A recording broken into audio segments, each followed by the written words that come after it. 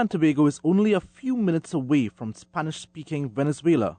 Yet, few of us would be able to converse with our Latin American neighbors with linguistic comfort. But over the next few years, that's set to change, with a thrust to expose young and old to the rhythmic language. So that persons in their ordinary setting in life can become more comfortable with conversing in Spanish and understanding beyond simply asking what your name is, where do you work, where do you live, to really having conversation in Spanish. So actually one of the things we talked about is really developing conversation in Spanish.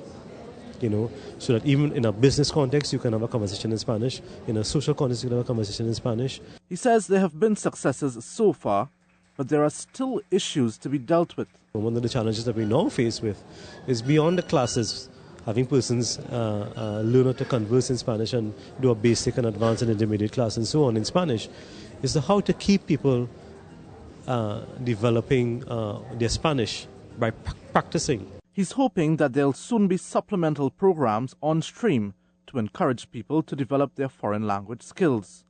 In the interim, the program in its current format has already helped. This is going to help me and assist me in future because as a Spanish student, CXC level, I experienced and I gained a wider knowledge of Spanish.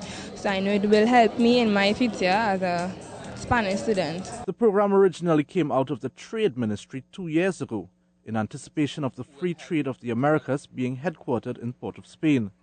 But it has moved beyond this, with a focus on helping citizens to broaden their horizons.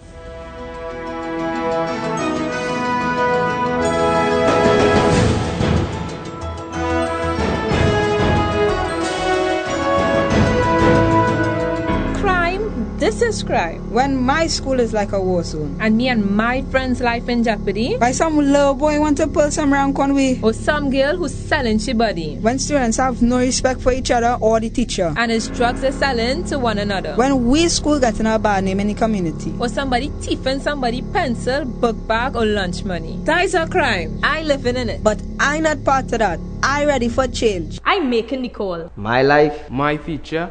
My call. Youth, if you have any information on crime at school, in your community, or anywhere else, call Crime Stoppers at 800-TIPS, 800-8477. It's safe, anonymous, and confidential.